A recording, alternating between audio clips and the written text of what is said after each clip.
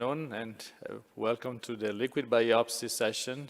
And I think this is going to be really an innovative session. Very important for all of you and obviously for the whole field of breast cancer. You heard some exciting presentation this morning about the evolution, the application of liquid biopsy in clinical trial to understand response and to monitor therapy as well as to change treatments. So we're going to learn the basis of liquid biopsy, the application in advanced disease, and obviously what is going to happen in the future in the field of MRD with some controversial points from this morning presentations. I'm Massimo Cristofanelli from Northwestern University. I'm co-chairing with Dr. Nick Turner from London. Hopefully he will join soon. And we will do the 3 presentations, and then at the end we have 15 minutes for questions. So the first speaker, François-Clément Bidard, some of you have heard it this morning, is going to review the field with targeting and monitor using liquid biopsy, including CTCs. Thank you. Thank you very much, Massimo, and thanks to a scientific committee for inviting me at this educational lecture. So, my talk, I've been invited to give a talk on monitoring advanced breast cancer with liquid biopsy. And so the other presenter will address other clinical setting later on. So I added a subtitle, which is, can we demonstrate a clinical utility? Because I think that we can produce a lot of observational studies, and we all reported such observational studies, but what is really important and relevant for the patient at the end of the day is there any benefit out of these liquid biopsy approaches? So with that, my conflict of interest, and this is the outline of my talk. First, it will be about the way ctDNA allows us to revisit the definition of a metastatic relapse, and can we act on this new window of opportunity? And then I'll go to more regular advanced breast cancer definition, which is patient with overt distant metastases that could be diagnosed with imaging or clinically. And we'll go through the prognostic assessment in this patient, detection of what I will call primary resistance and secondary resistance. So first, I have to apologize. I will not show you a lot of data or like report by some team or some another. My talk will be more about concept and how we can take them and move forward and put them into our clinical practice. So here's a very schematic resume of what we can have, what we had in terms of report regarding the dynamics of circulating tumor DNA to predict or as a biomarker associated with clinical relapse. So we basically can distinguish kind of 4 kinds of patients. The first one, so here's a bar for a clinical relapse, here's a bar for a ctDNA detection, and here this patient will remain positive, tested positive at the end of the primary treatment for the breast cancer. For ctDNA, although they will have no clinical relapse, and we have several reports reporting that these patients will relapse earlier, very early, like most of them within the first year after the completion of their primary treatment. So very short time to relapse. Then among the ones that are tested negative for ctDNA with the current technique, of course, then some of them will remain relapse-free, that's what we want, and some other will have a rising ctDNA appearing in their blood later on during the follow-up.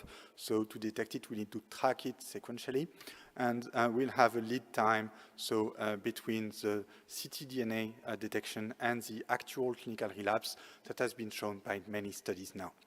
However, I think that all studies have shown a limited lead time. And most, or if not all, current ctDNA techniques detect, I think, rather growing metastases or growing micrometastases, whatever you want to call it. And many papers are using the term of molecular residual disease. That is a term used in hematology. But molecular residual disease is, because of this very limited lead time, I think quite improper. So some other authors are now switching to molecular residual disease, which might be a bit more appropriate, because again, what we get is we are detecting patients that have growing metastases.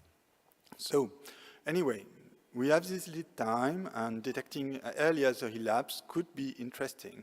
But the question is, what could be its clinical utility?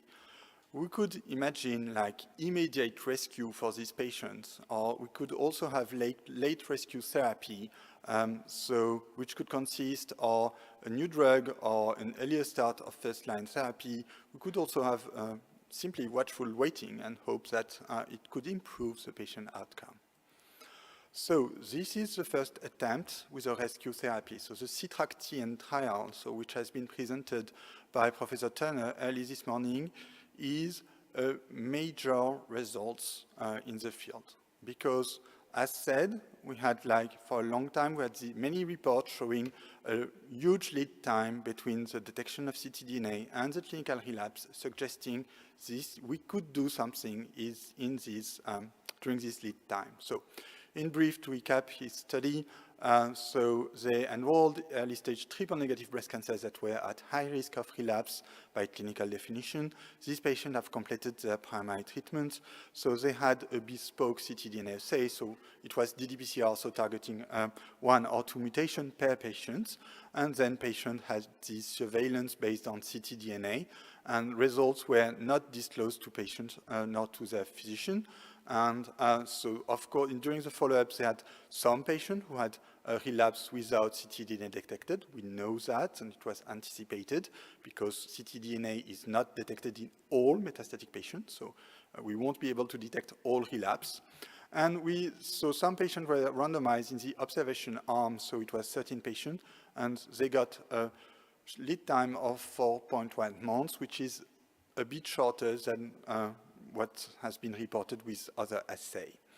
And then what is very important is that patients that were randomized to the intervention arm first had an imaging, and then could have received pembrolizumab in the absence of metastases. And here it's a strong bottleneck that is appearing, is that metastases were found by imaging in most patients at time of ctDNA positivity. And remember, retrospective study compares the lead time was between the detection of ctDNA and the clinical relapse. So the bar of the clinical relapse is here, but what CTRAC-TN is telling us, and I think it's a very important finding, is that radiologists are better than clinicians in terms of tracking metastases, and so their bar of detection is much lower, especially in patients who are referred to a radiologist with a flag ctDNA positive.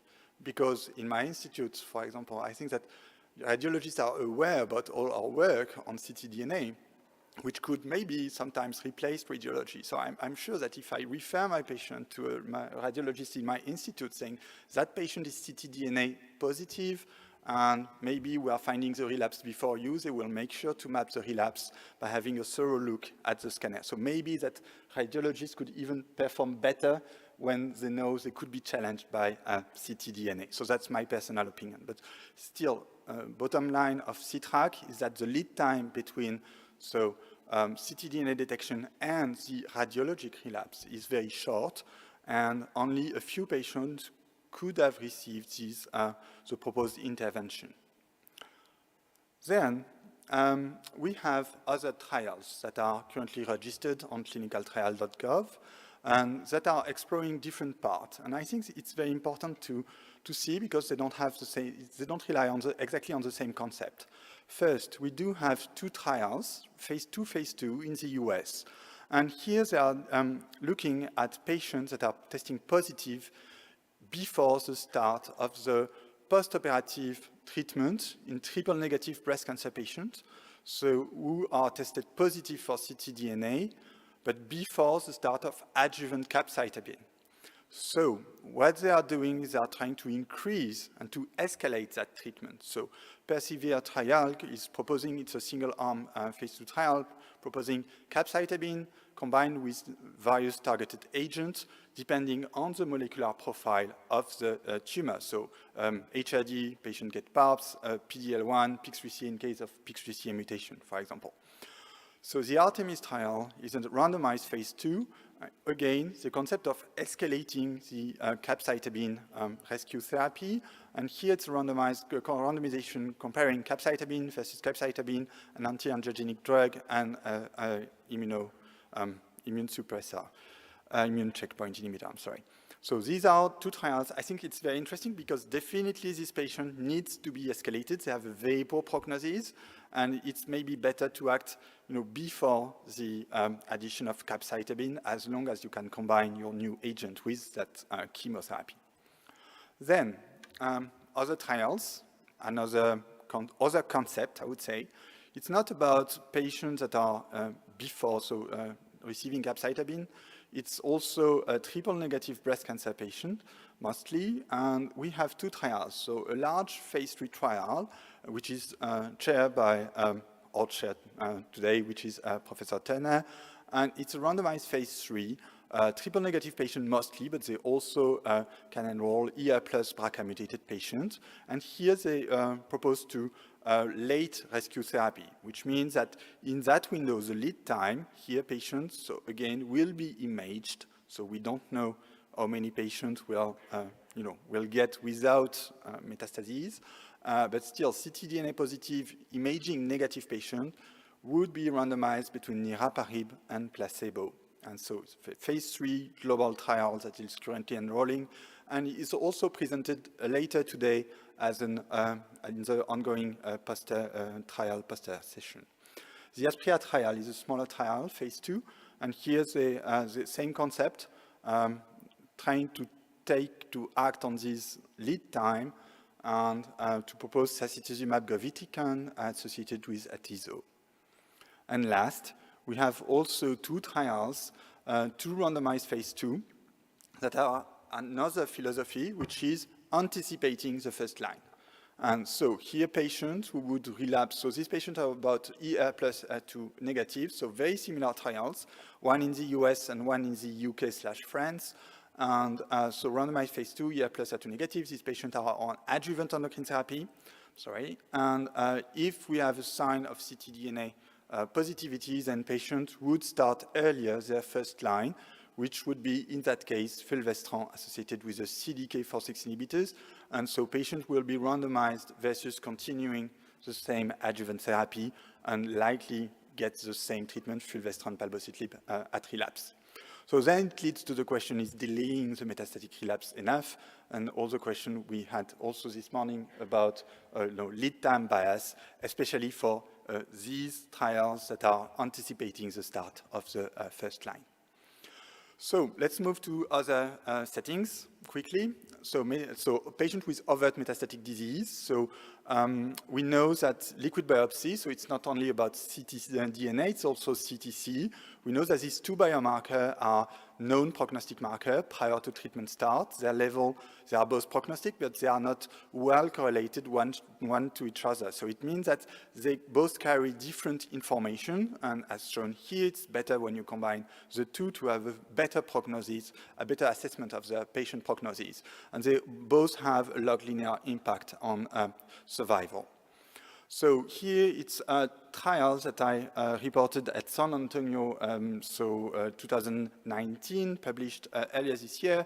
So we wanted to assess whether a prognostic marker, CTC, could inform on what would be the best treatment between endocrine therapy and chemotherapy. It was single-agent endocrine therapy, so prior to CDK4/6 inhibitor being used in first line. And so what we reported is we were able to find a quarter of these patients who had a longer PFS with chemotherapy when treated with chemo, despite the fact that clinician would have treated this patient on endocrine therapy. This patient got chemo because of a high CTC count, so we had a longer PFS using this prognostic biomarker, and now in an updated analysis, we have a longer overall survival in these quarter of patients with high CTC count, despite a favorable clinical presentation. So it's this trial is obsolete because it has been done in first line prior to the use of CDK4/6 inhibitor, yet it informs on the fact that liquid biopsy can demonstrate clinical utility in metastatic breast cancer when it comes to prognosis assessment. And we do have a follow-up trial at the era of CDK4/6, chemo versus endocrine therapy in very high-risk patients, and we will assess CTC in that trial. So let's move to the another application, which is the detection of primary resistance. So it is based on the lack of early decrease during a new line of therapy. So we can call it, let's say you start a first line of therapy, you can call it a 1-point second line trial, let's say. And so it's a trial that would take place 1 or 2 months after a patient has started a treatment. You assess whether your favorite biomarker, CTC, ctDNA, decrease, and if not, you switch your patient to another line of therapy. So 2 trials assess this strategy with CTC, and these 2 trials were inconclusive. In terms of ctDNA, we are running at my institute in Paris an exploratory trial in which we are using ctDNA variation at day 14 to inform on the efficacy of late-line chemotherapies in triple-negative and HR+ patients. And we also have in France a future trial, SAPPHIRE-03, led by Professor André, in which patients treated with fulvestrant and palbociclib at first-line endocrine therapy and no PIK3CA mutation decrease at 1 month will be switched earlier to fulvestrant and palbociclib. And last, PADA-1. So it's the first trial that was, let's say, investigating the value of a 1.5th line on trial, so which means the patient has started the treatment, and now we are focusing on acquired resistance, so resistance that will occur later on during the course of the treatment. So again, reported this morning, so patient treated with AI and palbo, we looked at ESR1 mutation that are associated with resistance to AI, and patient with no disease progression, so no radiological progression, but let's say a molecular progression in their blood, these patients were randomized between keeping on the same treatment or switched to fulvestrant and palbociclib. And here the length of the arrow summarizes what the median PFS we got in PADA-1, which showed a major increase in median progression-free survival when patients were switched upon this signal, this molecular signal collected by ctDNA in their blood. And again, so to be debated, but we feel that very, very relevant. So a follow-up trial has been initiated, this one by AstraZeneca, using camizestrant, which could further potentiate the advantage of an early switch in this patient. So this trial will be also presented later today at an ongoing trial poster session. So with that, to conclude, I think that disease monitoring opens up a new window of opportunities. When metastases are still asymptomatic, we can think on escalating adjuvant therapy or proposing late rescue therapy, or we have trials proposing the earlier start of the first-line therapy. In terms of prognostic assessments, I believe that these liquid biomarkers can help us inform on the patient outcome and therefore maybe harmonize our treatment decision and propose the best treatment when you have a choice. And in terms of response monitoring, so we have these X-point second line trials, so the ones that are just after the beginning of a new line of treatment that are targeting primary resistance. And we have the later trials such as PADA-1, so the X-point fifth line trial targeting secondary acquired resistance to treatments. And we could also, I did not address that point at all, think to replace or maybe de-escalate imaging, especially when we have very long PFS, such as in patients treated with first line with CDK4/6 inhibitors. We do a lot of scans, and maybe ctDNA could allow us to de-escalate imaging, so that remains to be explored. Randomized clinical utility trials, so again, randomizing between standard of care and a new treatment based on ctDNA or CTC or liquid biopsy biomarker are key, and comparing these 2 strategies. So single arm will be very difficult, trial will be very difficult to, are just exploratory in that setting because of this lead time and all these concerns. Crossover should also be implemented whenever possible when you are using a new treatment. And keep in mind that acceptance might be an issue. Most of this approach relies on treatment escalation and also prior to treatment escalation, telling bad news to the patient. Okay, so it's, we are telling that patients are likely to relapse, patients are likely to progress soon, patients have a bad prognosis, so we could tell more bad news to our patients, so we have to think in a way to communicate so that our patient can understand why we are testing them and what would be the rescue therapy we can propose. So thank you very much for your attention.